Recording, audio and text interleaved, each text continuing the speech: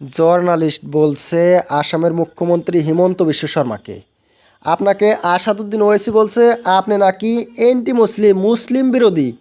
হিমন্ত বিশ্ব শর্মা সাত জবাব দিল যে হ্যাঁ, আমিও বলছি যে আসাদুদ্দিন ওয়াইসি এন্টি হিন্দু। আমাকে যেমন বলছে মুসলিম বিরোধী, আমিও জবাব দিলাম যে আসাদুদ্দিন ওয়াইসি এন্টি হিন্দু, হিন্দু বিরোধী। বরাবর হিসাব বরাবর হয়ে গেল, এমন কথা বলল হিমন্ত বিশ্ব শর্মা। এইভাবে বরাবর করলে হবে? চোর যদি অন্য একজনকে বলে না আমাকে চোর বলেছে, আমি ওনাকে চোর বললাম, বরাবর হইল, তো এইভাবে বরাবর করলে হবো?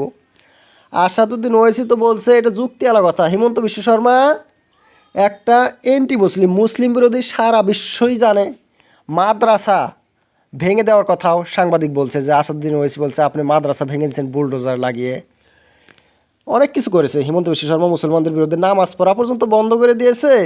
তাহলে উনি আর এন্টি মুসলিম হইল না কীভাবে? আর উনি ঘুরে জবাব দিছে যে না আসাদুদ্দিন ওয়াইসি এন্টি হিন্দু। এই জবাবে খাটবে? ওয়াইসি হয়েছে একটা মুসলিম নেতা, ওনার বিজেপি যে হিন্দু পার্টি, তার সাথে সবসময় ঝগড়া লেগেই থাকে।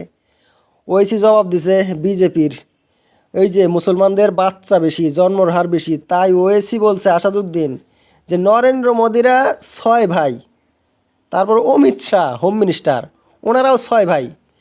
তো বাচ্চা যদি খালি মুসলমানদেরই বেশি হয়, তো ওনারা এত কয় ভাই কেন? ওয়েসি আরএসএসের প্রধান মোহন ভাগবতের কথাও বলছে। মোহন ভাগবত বলছে হিন্দুদের জনসংখ্যা বাড়ানো উচিত, হিন্দুদের যে জন্মর হার অনেক কম, মুসলমানদের মতো হওয়া উচিত, যাতে ভবিষ্যতে মুসলমানদের জনসংখ্যা হিন্দুদের চেয়ে বেশি না হয়ে যায়, ভারত মুসলমানদের হাতে না আসে। এই ধরনের যে হিন্দু পার্টি, তার বিরুদ্ধে